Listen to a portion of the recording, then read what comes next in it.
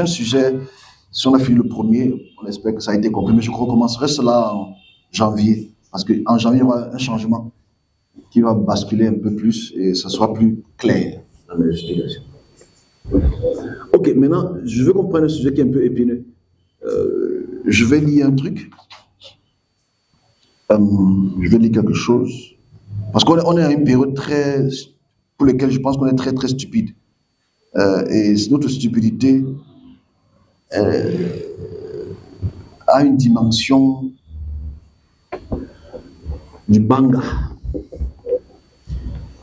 Banga qu'on a séché pendant un mois avec l'humidité et le séchoir.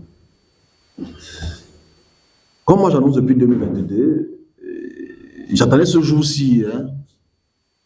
Encore, je n'ai rien dit en semaine. Parce que je voulais attendre ce jour-ci pour en parler, pour poster d'autres choses. Nous sommes le 28 septembre 2025.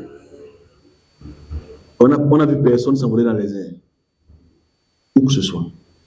On n'a pas entendu une disparition des centaines d'êtres chrétiens qui sont montés quelque part. C'est passé. Mais il ne faut pas qu'on laisse ça. Parce qu'ils vont encore mentir dans un mois, ils vont encore mentir dans un an, ils vont encore mentir dans 2 ans, ils vont encore mentir dans 10 ans. Mais il faut qu'on ausculte ce problème. Parce qu'on en rigole, parce que peut-être vous avez un peu de connaissance qui vous a donné un pouvoir de ne pas aller bouger là-bas. Imaginez les centaines de personnes qui ont cru. Moi, je connais les gens qui y ont cru. Du 24 au 25, man of God, bonsoir. Si je ne suis pas là, c'est que tu auras menti. J'ai envoyé un smiley. Déjà, tu vas voir le smiley, c'est aujourd'hui. Quand tu vas te réveiller, tu vas voir le smiley. Tu n'auras pas fumé une substance hallucinogène qui va te faire voyager au 19e ciel. On est là. Ils ont cru qu'ils devaient partir. Moi, j'ai annoncé qu'il y a les gens de la fin du monde qui vont parler des choses, qui vont dire la fin du monde, c'est bientôt. Vous allez monter dans le ciel. Quand j'ai dit ça, les gens m'ont insulté en 2022, octobre 2022. Les gens m'ont insulté que tu es faux, tu es le 666, le 999, le 1212. Alors il faut qu'on décrypte ce problème-là. On va lire, on est obligé de lire, parce que je veux qu'ils lisent leur propre Bible, qui est le centre névralgique du banga collectif qu'on a reçu. Avant d'arriver d'abord à ça, je vais d'abord lire ce qu'on appelle l'extrait des compilations de ce qu'on appelle les intitulés Les temps retrouvés de Martin Luther. Parce que Martin Luther, c'est le fondateur actuel de tout le pentecôtisme. C'est-à-dire, en 1517 jusqu'en 1519, M. Martin Luther se révolte contre, disons, l'Église catholique et leur théologie sur comment être sauvé par la foi ou bien par les actions imposées par, entre guillemets, ce qu'on appelle tu payes pour être sauvé. Parce qu'il fallait payer pour être sauvé. Ok. Et Martin Luther, lui, se révolte contre ça parce qu'il commence à lire beaucoup les écritures pour moi, le plus grand arnaqueur de tous les siècles, c'est Paul. On va lire Paul tout à l'heure et on va lire calmement Paul tout à l'heure. Parce que c'est Paul le problème dans l'histoire-ci. S'il n'y a pas Paul, c'est que les gens sont libres de cette connerie. Parce que c'est Paul qui amène le banga collectif. Et pour lequel aujourd'hui, les gens encore sont en train de... Non, ils n'ont pas bien compris parce que Paul dit, on ne dit pas Jésus dit. C'est Paul qui dit. Je vais lire les extraits de Martin Luther. Et je vais donner le contexte. Parce qu'il faut savoir que dès le 15e siècle, c'est-à-dire en 1475, jusqu'en 1515, Constantinople chute. Bon, Constantinople, c'est en Turquie. En fait, vous devez savoir, Paul prêchait plus en Turquie. Ok? Donc, l'église, hormis Rome, le centre névralgique, c'était Constantinople. C'était là où il y avait le centre de l'église. Il faut savoir qu'au 14e, 15e siècle, c'est la Turquie qui était le centre du christianisme. On se comprend? Avant donc que les Ottomans viennent prendre le pouvoir et détruisent Constantinople, chassent les papes chasse tout le monde et installe les musulmans. Voilà pourquoi aujourd'hui, la Turquie, elle est musulmane. Donc, ces actions qui se passaient, les tremblements de terre, les guerres à gauche, à droite, voilà ce que Martin Luther donc dit de son observation, parce que Martin Luther voit qu'il y a des guerres partout. Il voit comment l'église à Constantinople a chuté. Il voit comment les papes sont ridiculisés, parce qu'il faut savoir qu'à cette période-ci, les papes anglais et français, c'était des sodomites. Il faut le dire clairement. Cash. Borgia, vous avez entendu parler de Borgia? Dans cette période, il y avait les Borgia. Oh là là. Bref, c'est bon. Borgia. Donc, si tu t'appelles Borgia ici, c'est pas ma faute. Ok. Naturellement, il faut prendre en considération tout ce contexte de guerre, de famine et de maladie. Voilà ce que Martin Luther, qui est le père du protestantisme, parce qu'il faut savoir, Martin Luther se sépare de l'église catholique et crée ce qu'on appelle le luthéranisme. Et ce luthéranisme, après peut-être 50 ans, crée ce qu'on appelle le calvinisme. Ce calvinisme crée après peut-être quelques années, parce qu'ils ne s'entendent pas, crée ce qu'on appelle les méthodistes. Après les méthodistes, crée ce qu'on appelle les baptistes. Après les baptistes, maintenant crée ce qu'on appelle le fire in the mountain, parler fort tous les matins, parler en langue. Donc tout ça commence par Martin Luther. Et c'est une même idéologie. Ce que je vais lire là, c'est ce que tu entends tous tes pasteurs dire aujourd'hui, pensant que c'est une révélation. Pourtant, c'est écrit. C'est ce que lui a noté. Voilà ce qu'il a noté. J'ai mis le contexte, hein? Le contexte. Extrait d'une compilation de textes de Martin Luther intitulé Le temps retrouvé. Voilà ce que Martin Luther écrit dans ses petites notes. L'empire tombe. Ici, il ne faut pas oublier que c'est l'empire germanique. Il faut savoir que Martin Luther, c'est en Allemagne, ce qu'on appelle l'Allemagne aujourd'hui. Les rois tombent, les prêtres tombent. Le monde entier chancelle comme une grande maison qui va s'écrouler sous l'effet de deux petits lézardes. Cela ne tardera point, à moins que le Turc, ici le Turc, on a dit que la Turquie c'est quoi?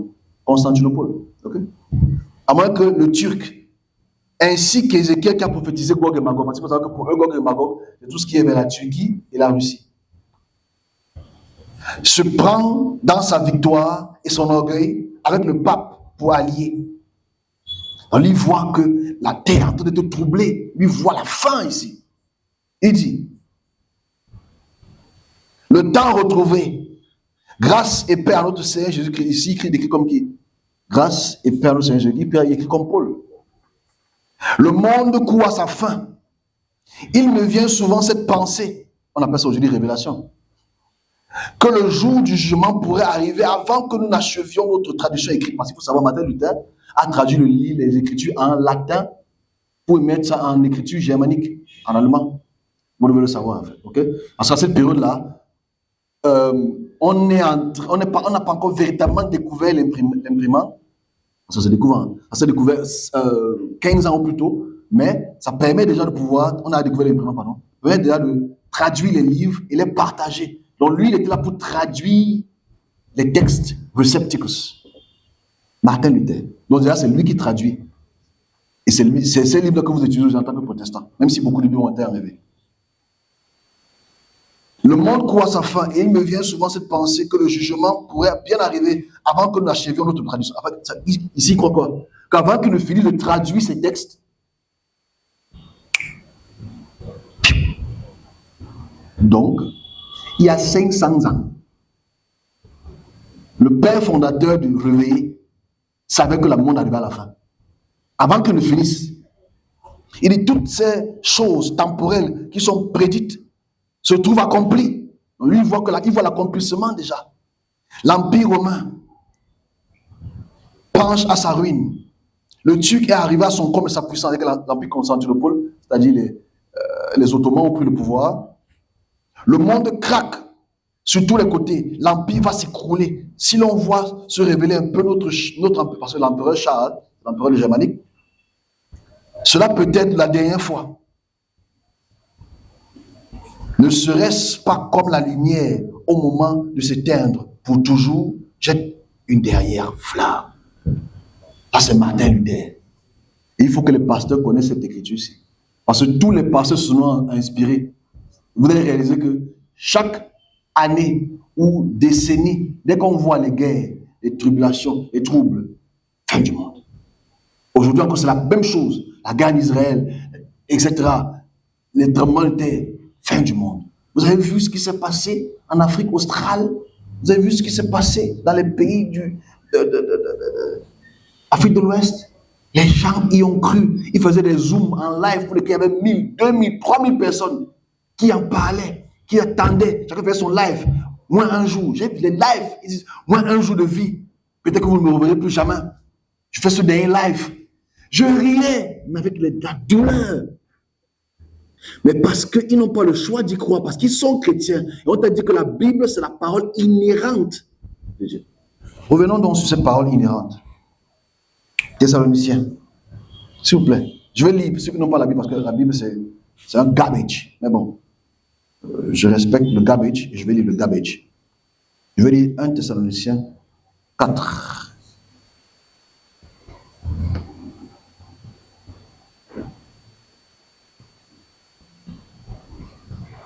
Ok. Ici, dans 1 Thessaloniciens 4, c'est l'un des premiers livres de Paul, ou Paul de Tarse, mais celui qu'on a surnommé de Paul de Tarse. Et ce livre aussi est tellement important pour le chrétien, mais on n'arrive pas à lire le bon français. Parce que je pense que moi, je ne suis pas francophone, je suis céleste. Mais il faut qu'on puisse prendre la peine de lire calmement le texte. Je vais introduire un peu Thessaloniciens. Là, il faut savoir la Thessalonique, ça se trouve où? C'est dans la région de la Grèce. Ok. Dans toutes ces régions de la Grèce. Au reste des frères, puisque vous, verset 1, vous avez appris que nous, comment vous devez vous conduire à plaire à Dieu. Et que c'est là ce que vous faites. Nous vous prions, nous vous conjurons au nom du Seigneur Jésus-Christ de marcher dans cet égard. Je vais sauter, parce que je vais lire à partir du verset 12 jusqu'à la fin. Et je m'arrête là et je vais expliquer le contexte. Parce que lui-même, Paul, comme Martin Luther, sont dans un contexte géopolitique. Il faut expliquer que les chrétiens ont fumé un truc très sec. En sorte que vous conduisez honnêtement envers ceux du dehors et que vous n'ayez besoin de personne. Nous ne voulons pas, frères, que vous soyez dans l'ignorance au sujet de ceux qui dorment. Dorment ici, là, Thanatos, avec ceux qui sont morts. Afin que vous ne vous affligiez pas comme les autres qui n'ont point d'espérance. C'est quoi leur espérance? On va découvrir ça en quelques secondes. Car si nous croyons que Jésus est Thanatos et est Anastasis, bon, Thanatos mort, Anastasis ressuscité, croyons aussi que Dieu, Dios, ramènera par Jésus-Christ et avec lui ceux qui sont morts. Donc ici, c'est lui qui parle déjà du fait que Jésus-Christ reviendra avec ceux qui sont déjà morts. C'est de là que vient la bêtise humaine qui a mis le cancer dans chaque cerveau d'un serviteur. Donc ça veut dire Jésus reviendra avec ceux qui sont morts, qui ont peut-être cru ou pas. Écoutez encore mon message. Ce que je dis ici, ce n'est pas. Les chrétiens peuvent croire ce qu'ils veulent croire, on se comprend? Mais je m'adresse aux serviteurs, pas aux chrétiens. Les chrétiens peuvent faire ce qu'ils veulent faire. Tu peux croire que Jésus va revenir avec les morts. Je ne sais pas comment ils vont faire. Si les morts là sont morts, on a discuté leur corps, peut-être ça va se régénérer. Tout est possible à celui qui croit. Voici en effet ce que nous vous déclarons d'après la parole du Seigneur. Nous les vivants, restez pour l'avènement du Seigneur. C'est lui qui dit ça. Jean n'a pas dit ça. Tous les autres soi-disant disciples ne l'ont pas dit. Ce n'est que Paul qui le déclare. Reste pour l'avènement du Seigneur. Et je veux moi je ne suis pas un francophone, mais vous pouvez m'aider en français. Parce que là maintenant, je veux qu'on lise le français. Et ceux qui sont professeurs de français, si vous allez m'aider, parce que moi je suis anglo. Là je déclare mon anglophonie aujourd'hui, là, one time. Alright? Non, cache. Hey. C'est comment? Je déclare aussi mon doigt là et le bêtis, tout le reste. Ouais. Je veux qu'on lise ensemble. C'est là où il y a le trick. C'est là où on vous a tous menti. Tous menti. Tous menti. Parce qu'on ne veut pas, on ne conjugue pas ça comme Paul qui écrit lui-même.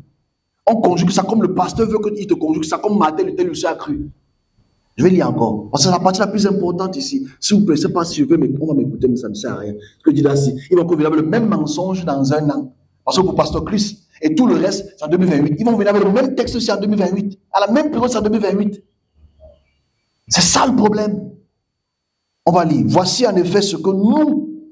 Bon, nous, ça veut dire quoi d'abord? Nous, ça veut dire quoi? Nous, c'est quoi? C'est inclusif. Et que la personne qui parle, c'est inclus dans parce que c'est vous qui avez fait la francophonie. Non, non, non, talk me my PJ. Si on dit que nous qui sommes ici, là, ça veut dire que ceux qui sont ici à Zoé, non? Merci beaucoup. Vous savez dire, celui qui parle, c'est inclus dans la théorie, non? Il appelle ça une théorie. En effet, ce que nous vous déclarons, c'est qu'il est en train de parler, là, parce qu'il écrit aux fidèles de la Thessalonique. Il prend son bic, entre guillemets, et il écrit à la Thessalonique. Il n'écrit pas à d'autres personnes, il écrit aux fidèles de la Thessalonique. Lui inclut, se met en tant que chef de la perdition. Parce que c'est lui le fils de la perdition, en fait, entre guillemets. Parce que voilà comment il perd les gens. Nous, vous déclarons, d'après les paroles du Seigneur. Beaucoup de gens y croient. Je suis certain que certains d'entre vous qui ont dit ça à vos voisins, que c'est faux. Beaucoup de gens étaient dubitatifs. Parce que c'est quand même quelqu'un qui a beaucoup de vision. Il s'assoit sur quel pédestal, il s'assoit sur quel... Donc on a beaucoup de questions à se poser. J'espère qu'il y aura des questions par rapport à ça. Mais voilà l'origine du problème que les serviteurs ont. On a décidé de faire confiance à Paul. Vous ne réalisez pas à quel point ce Paul fait du mal aux serviteurs. Il ne réalise pas que Paul a fait du mal à chaque serviteur qui a vu le jour depuis qu'il a parlé. Pour ceux qui ont vraiment cru. Mais va dire à un pasteur, Paul c'est un mécréant. Oh, tu ne connais pas la révélation. C'est lui qui a la révélation du ciel, non? Voilà sa révélation du ciel. Voilà ce que ça cause à des milliers et des milliers de personnes. Voilà la raison de la cause ici. On va encore croire en ça. Vous allez encore croire en ça. Les serviteurs vont encore croire en ça. Je vous parie que oui, ils vont encore croire en ça. Ok, moi j'ai fini pour ça. J'ai un petit message à passer. Ensuite, s'il y a des questions, je vais répondre. En attendant que prière vienne, je vais prier. Mais ça fait très mal, hein. Ça fait très très mal. Moi j'ai vu comment ils insultaient les pasteurs, c'est les menteurs. Tout ça, c'est les fausses visions qu'ils ont. Les menteurs. Donc ça veut dire qu'on nous mélange maintenant, nous. Et qu'on nous met tous dans la même boîte à sardines. Qu'est-ce qu'il m'avait dit ce dimanche? Que le Seigneur lui a dit que je reviens plus tard. Il n'est pas passé le Yango, il n'est pas passé le carburant à ma voiture pour vous transporter tous. Il va trouver quelle raison ce dimanche? Vous avez vu le nombre de personnes qui travaillent. Ils avaient les enfants. Bon, imagine que son enfant là n'était pas en Christ. Il veut laisser son enfant, il veut monter dans les airs. Imagine la psychose que ça peut faire. Vraiment, j'ai très mal pour les serviteurs qui ont vécu dans un mensonge terrible. Terrible. Mais bon, on me dit, on continue à espérer que les choses vont s'améliorer. J'ai eu une très belle discussion avec un serviteur en semaine. Ça fait 50 ans aujourd'hui qu'on vit dans une anesthésie dans le service, chez les serviteurs. Ils nous ont appris beaucoup de choses. Et aujourd'hui, les fils continuent à transporter cette logique. Et on ne connaît même plus ce qu'est la vérité. Que ce soit les pasteurs, parce que j'ai causé avec lui, on l'a proposé, je sais pas dire quoi. Lui, on l'a proposé il y a quelques temps. Qu'est-ce qu'on a proposé? Ça concerne le cimetière, en fait. Ça concerne le truc pour aller faire au cimetière. Et c'est bien que tu dis, mais comment tu dis que non, je n'ai pas fait. J'ai dit que tu n'as pas fait. Je dis, bon, j'espère que tu ne l'as pas fait. Parce que aujourd'hui, ça va mal le serviteur. Si on vous pose la question, comment reconnaître un vrai serviteur, vous allez peut-être connaître. Mais beaucoup ne vont pas connaître. Parce qu'aujourd'hui, un serviteur est reconnu par rapport à la masse qui vient vers lui. Par rapport aux grosses voitures qu'il a. Là, on est dans une impasse. Hein.